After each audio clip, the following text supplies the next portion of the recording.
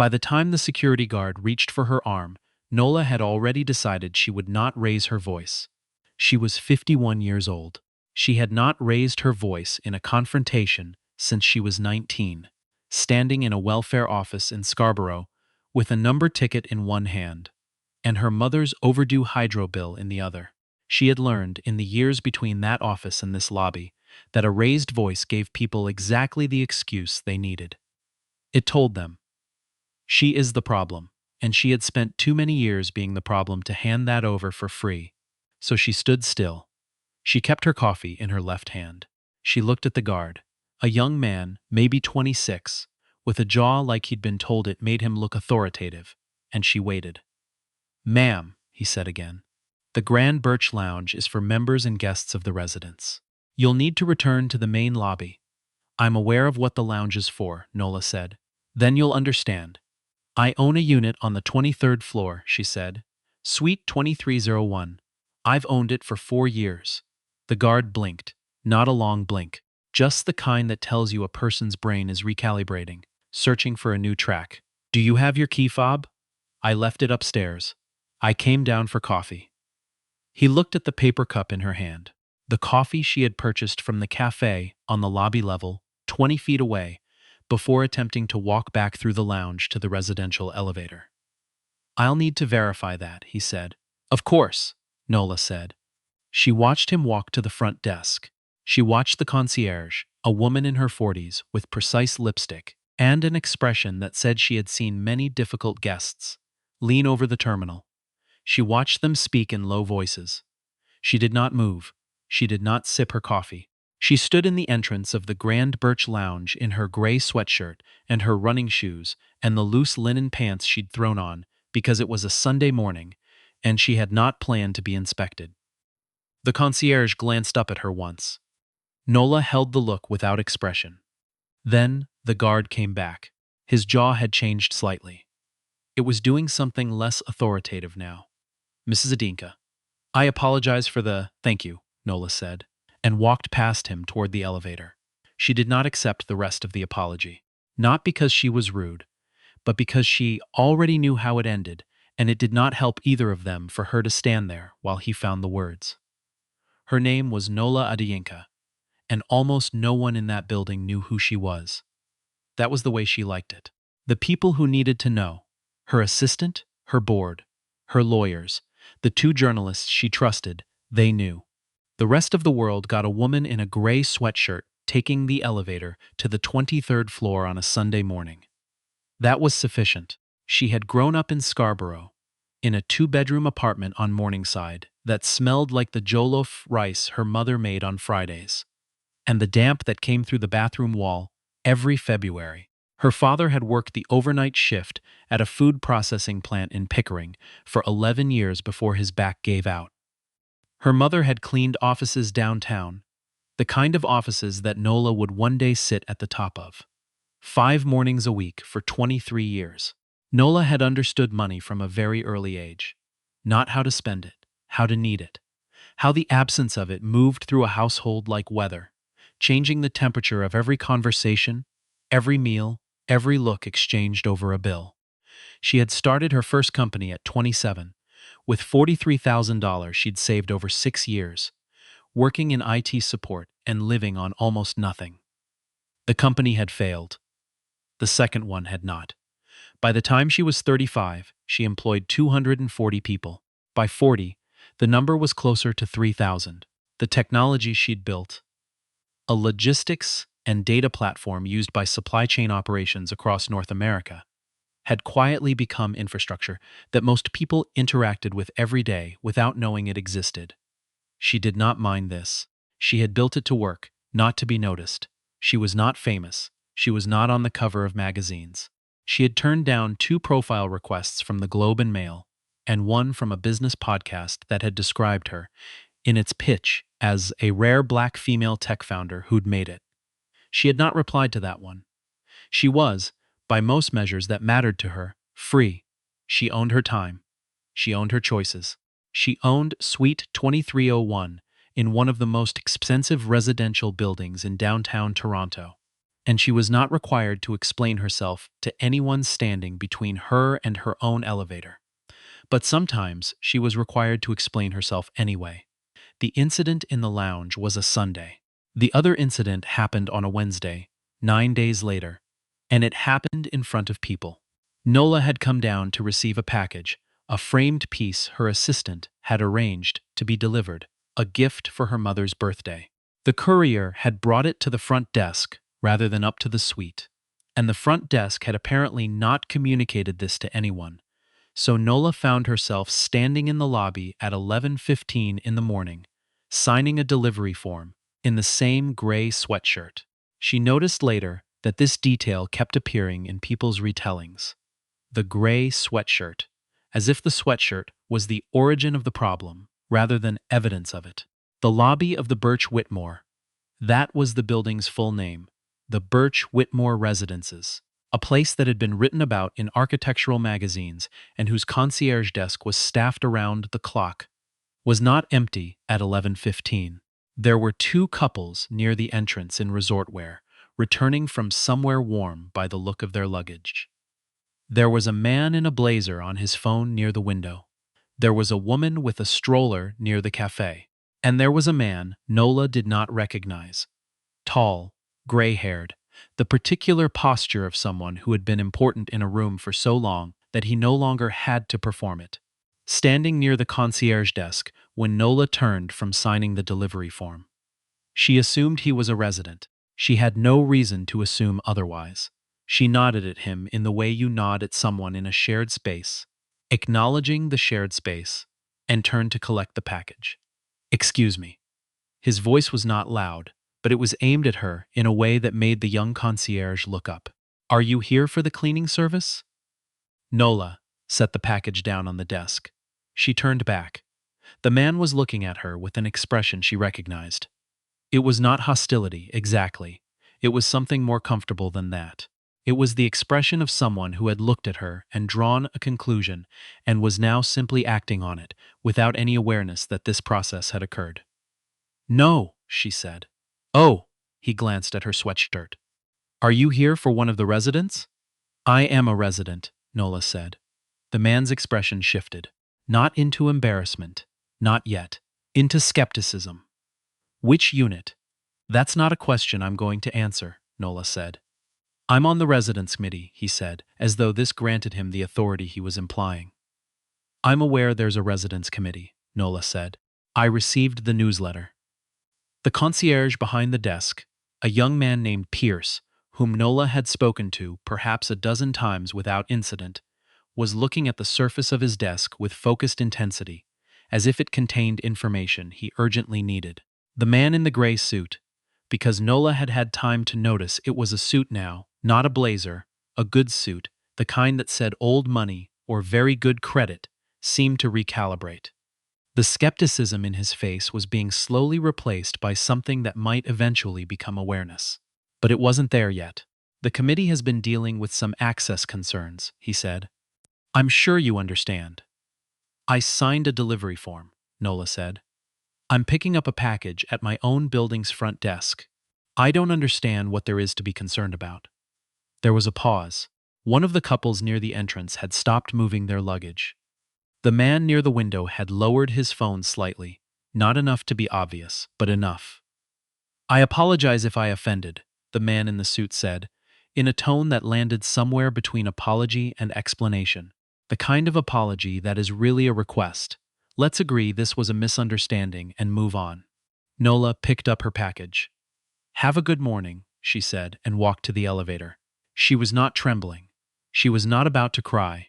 She was very calm in the way she had taught herself to be calm, the way that she knew, from experience, required a certain amount of fuel, and she was aware that she was burning through some of it right now. She rode the elevator to 23. She set the package down on the kitchen island. She stood at her window and looked at the lake. Then she made a call. Her lawyer's name was Augustin Leroux, and he had been her lawyer for 12 years. He answered on the second ring, which was not unusual. He had learned over the years that Nola Adienka did not call without reason, and that when she did, it was worth picking up. She told him what had happened. Not the Sunday incident. She had not mentioned that one to anyone. The Wednesday incident. The residence committee? Augustin repeated. He said he was on the residence committee. Do you know who he is? Not yet. There was a pause on Augustin's end. Do you want me to find out? I want to understand what my options are, Nola said. Augustin was quiet for a moment. She could hear him thinking. He had a particular silence when he was thinking, attentive and still, like a room before a window is opened. You have several, he said. His name, as it turned out, was Jeffrey Hartley. Not the Jeffrey on her list to avoid. She had checked, a different one entirely. He was 73 years old, a retired developer, who had been on the building's residence committee for 6 years and on the building's ownership board for 3. He had been profiled in a regional business magazine in 2019. His photograph in that article showed a man who looked comfortable being photographed. He also, it turned out, had a long and documented relationship with the building's management company, Whitmore Properties, Inc., a relationship that included sitting on their advisory board and owning a not insignificant number of shares. Nola had not been looking for this information. Augustin had simply provided context. She sat with it for 2 days. She was not a reactive person. She had not built what she built by reacting. She had built it by watching, waiting, understanding the shape of a situation before she moved. Patience was not something she had been born with. She had developed it the way you develop anything useful, through the experience of not having it and paying the price. On the Thursday, she called her financial advisor, a woman named Sandrine, who worked out of a firm in the financial district and had the particular quality of speaking about money the way a mechanic speaks about an engine, with respect, without sentiment. I want to look at Whitmore Properties, Nola said. Their parent company went public last year, Sandrine said. They're in an expansion phase. Stretched a bit thin. What kind of stretch? The kind that needs confident investors, Sandrine said. I see, Nola said. What else? Sandrine told her. It took about 20 minutes. Nola listened without interrupting. When Sandrine finished, Nola said, Thank you. I'll call you on Monday. She did not call Sandrine on Monday. She called on Sunday evening, which was unusual, and she said, I want to move on something. What happened next did not happen overnight, though it was later described that way, because the result became public on a Tuesday, and people worked backwards from there and called it sudden. It was not sudden. It was the result of Nola Adiinka spending 5 days reading documents, asking questions, and understanding exactly what she was looking at before she did anything at all. What she was looking at was a property management company that was over-leveraged, under-scrutinized, and relying on a small number of institutional adjacent investors to maintain the appearance of stability during a period when it was quietly pursuing refinancing on 3 of its major residential properties, including the Birch Whitmore. She did not intend to destroy anything. That was not what she was doing, and she knew that, and she wanted to be clear about it when Augustin asked her, on the Friday, what her objective was. I want them to feel the shape of their own exposure, she said. Augustin wrote this down, which he rarely did. And if it goes further than that? Then it goes further, she said. But that will be their choice. Not mine. She did not attend the meeting she had arranged through Sandrine and Augustin. She sent Augustin. He walked into a boardroom on the 41st floor of a building on Bay Street on a Tuesday morning carrying a single folder, sat down across from 3 men and 1 woman who represented Whitmore Properties' executive team, and laid out, without drama, a summary of a position that had been quietly assembled over the previous 2 weeks. The details, as they became known later, were not dramatic. They were financial. They were the kind of numbers that, when arranged in a particular order and placed in front of the right people at the right time, had the quality of a door being opened that could not be closed again. Nola followed up with 2 other investors she trusted. One was a woman she'd met through a conference in Vancouver 8 years earlier and had stayed in contact with. The other was a fund that had backed 2 of her earlier ventures and respected her judgment. She did not ask them to do anything specific. She shared what she knew. She let them make their own decisions. The result was reported in the Financial Post by Wednesday afternoon. Whitmore Properties was facing a quiet but significant withdrawal of investor confidence during a critical refinancing window. The article did not name Nola. The article did not know to name Nola. The article mentioned a shift in positioning among a small number of institutional investors and described the timing as unfortunate. Nola read this while eating breakfast at her kitchen island. She thought it was, in its way, accurate. Jeffrey Hartley called her on Thursday morning. She knew he would.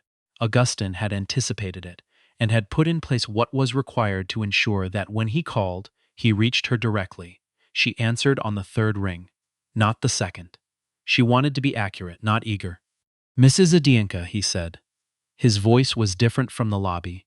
The lobby voice had been the voice of a man in his own space. This was the voice of a man in a smaller space than he'd expected to be in.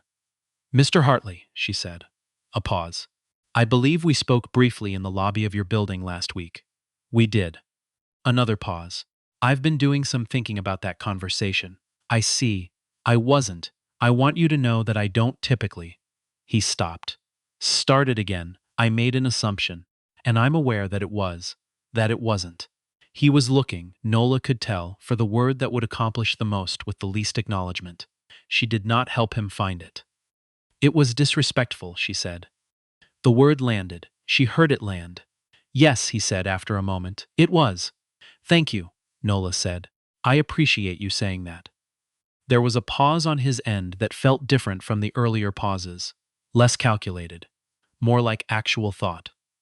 "Is there something I can do," he said slowly, "to address the situation?"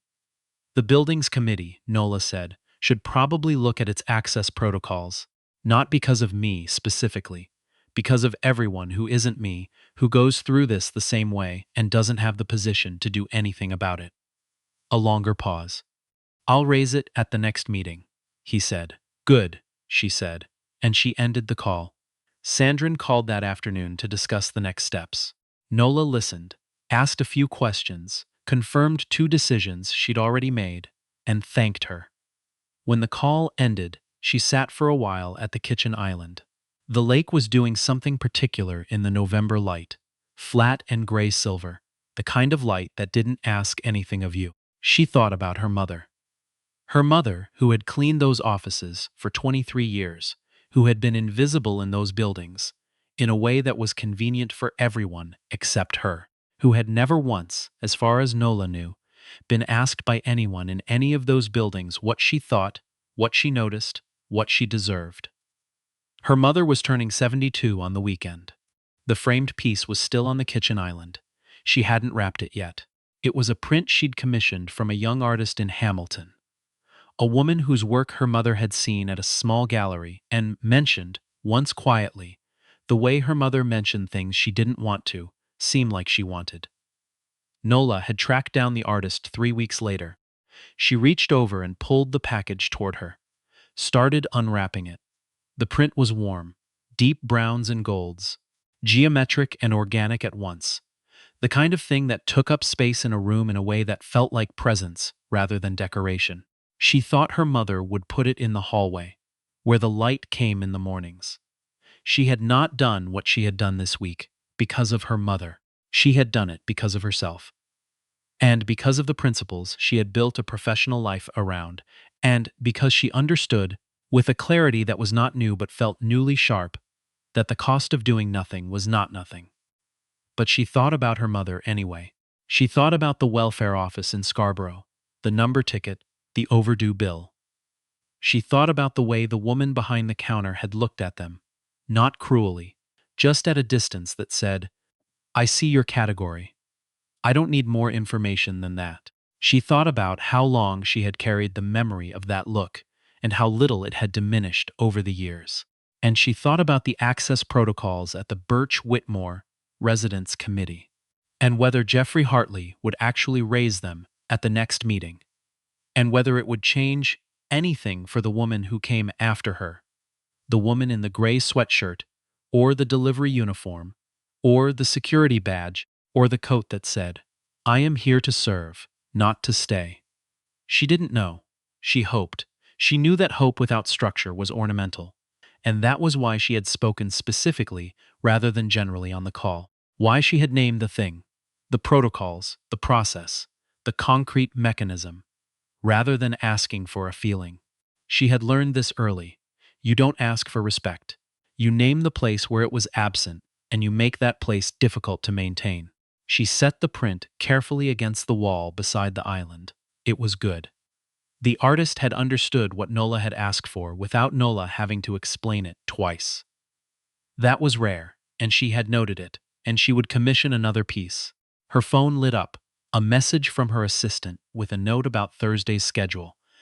She glanced at it, confirmed 2 items, deferred one. Outside, the lake had shifted slightly. There was some light in it now, low and horizontal, the way November light arrived when it came at all, without announcement, without apology, just there. Nola poured the last of her coffee, which had gone cold, and drank it anyway. Some things you finish regardless. That was also something she had learned early, and it had served her.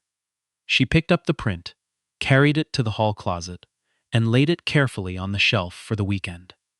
Then she went back to her desk, sat down, and began the morning's work.